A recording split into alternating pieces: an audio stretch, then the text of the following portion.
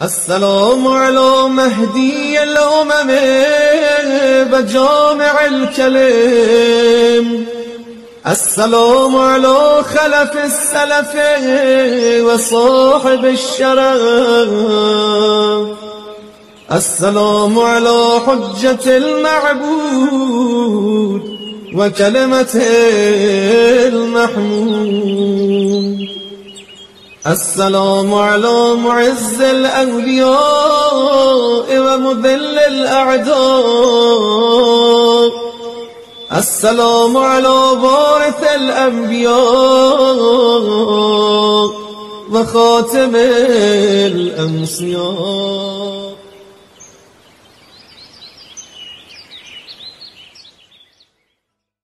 اعوذ باللہ من الشیطان الرجیم، بسم اللہ الرحمن الرحیم، الحمدللہ رب العالمین، الصلاۃ والسلام علی اشرف الانبیاء والمرسلین وخاتم النبیین ابو القاسم محمد، اللہم صلی علی محمد وآل محمد وعجل فرجهم، اللہم عجل لولیک الفرج، اللہم عجل لولیک الفرج، اللہم عجل لولیک الفرج۔ السلام علیکم ورحمۃ اللہ۔ آج کا ہمارا موضوع ہے کیفیت ولادت۔ بہت سی روایات میں پیغمبر اکرم صلی اللہ علیہ وآلہ وسلم سے نقل ہوا ہے کہ میری نسل سے مہدی نام کا شخص قیام کرے گا جو ظلم و ستم کو بنیادوں سے اکھاڑ دے گا۔ بنی عباس کے ظالم و ستمگر بادشاہوں نے ان روایات کو سن کر یہ طے کر لیا تھا کہ امام مہدی علیہ السلام کو ولادت کے وقت ہی قتل کر دیا جائے، جس کی بنا پر امام محمد تقی علیہ السلام کے زمانے سے ہی ائمہ معصومین علیہ السلام پر بہت زیادہ پابندیاں لگائی گئیں، اور امام حسن عسکری علیہ السلام کے وقت کے دور میں یہ پابندیاں اپنے عروج پر پہنچ گئیں، اور اس حد تک پابندیاں لگائی گئیں کہ امام عسکری علیہ السلام کے بیت شریف پر ذرا سی بھی رفت و آمد حکومت وقت سے مخفی نہیں تھی۔ ظاہر ہے کہ ایسے ماحول میں آخری حجت خدا کی پیدائش مخفی طریقے پر ہونا چاہیے تھی۔ اسی دلیل کی بنا پر امام حسن عسکری علیہ السلام کے قریبی افراد بھی امام مہدی علیہ السلام کی ولادت سے بے خبر تھے، اور ولادت کے چند گھنٹے پہلے تک بھی آپ کی مادر گرامی جناب نرجس خاتون سلام اللہ علیہا کے حمل کے آثار دکھائی نہیں دیتے تھے۔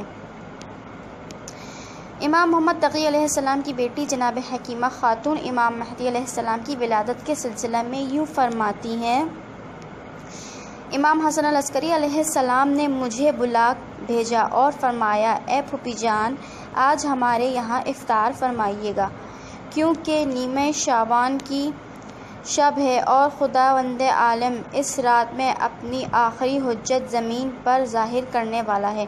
میں نے سوال کیا، ان کی والدہ کون ہے؟ تو امام علیہ السلام نے فرمایا، نرجس خاتون۔ میں نے کہا، میں آپ پر قربان، ان میں تو حمل کے کچھ بھی آثار دکھائی نہیں دے رہے ہیں۔ امام علیہ السلام نے فرمایا، بات وہی ہے جو میں نے کہی ہے۔ اس کے بعد میں نرجس خاتون کے پاس گئی اور سلام کر کے ان کے پاس بیٹھ گئی۔ وہ میرے پاس آئیں تاکہ میرے جوتوں کو اتاریں اور مجھ سے کہا، اے میری شہزادی، آپ کا مزاج کیسا ہے؟ میں نے کہا، نہیں، آپ میری اور میرے خاندان کی ملکہ ہیں۔ انہوں نے میری بات کو تسلیم نہیں کیا اور کہا، پھوپھی جان، آپ کیا فرماتی ہیں؟ میں نے کہا، آج کی رات خداوند عالم تم کو ایک بیٹا عنایت فرمائے گا۔ حکیمہ خاتون کہتی ہیں، میں نے عشاء کی نماز کے بعد افطار کیا اور اس کے بعد اپنے بستر پر آرام کے لیے لیٹ گئی۔ آدھی رات کے وقت جب نماز شب کے لیے اٹھی اور نماز ادا کی، اس وقت تک نرجس خاتون آرام سے سوئی ہوئی تھی، جیسے انہیں کوئی مسئلہ درپیش نہ ہو۔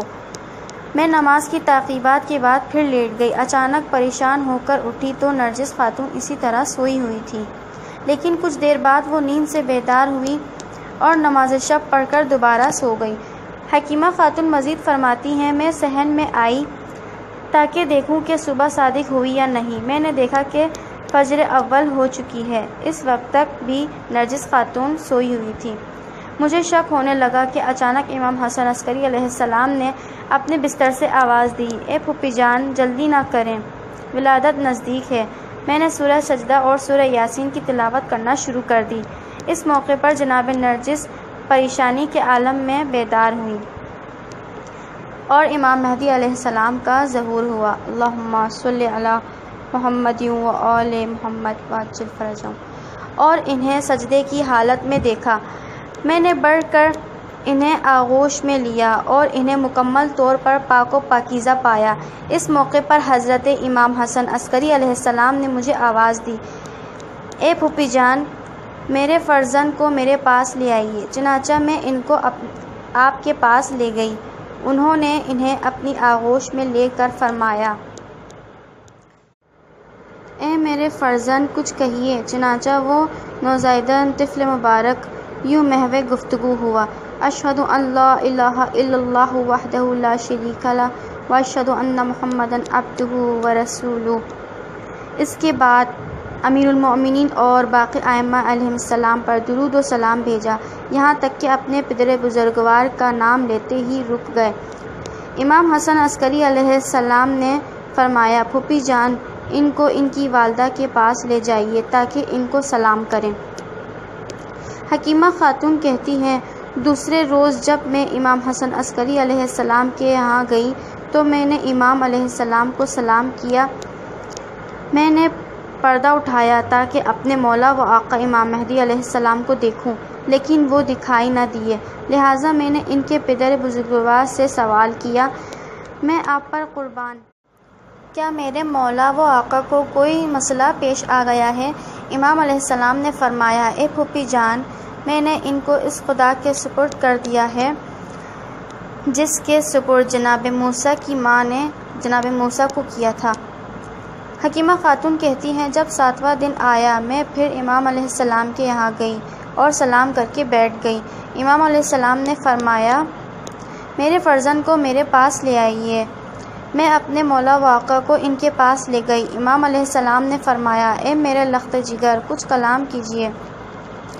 طفل مبارک نے لب مبارک کھولے اور خداوند عالم کی وحدانیت کی گواہی اور پیغمبر اکرم صلی اللہ علیہ وآلہ وسلم اور اپنے آباء و اجداد پر درود و سلام بھیجنے کے بعد ان آیات کی تلاوت فرمائی۔ شروع کرتا ہوں اللہ کے نام سے جو بڑا مہربان اور رحیم ہے، اور ہم یہ چاہتے ہیں کہ جن لوگوں کو زمین میں کمزور کر دیا گیا ہے ان پر احسان کریں اور انہیں اہل زمین کا پیشوا بنائیں اور زمین کے وارث قرار دیں، اور انہی کو روئے زمین کا اقتدار دیں، اور فرعون، حامان اور ان کے لشکروں کو انہی کمزوروں کے ہاتھوں وہ منظر دکھلائیں جس سے یہ ڈر رہے ہیں۔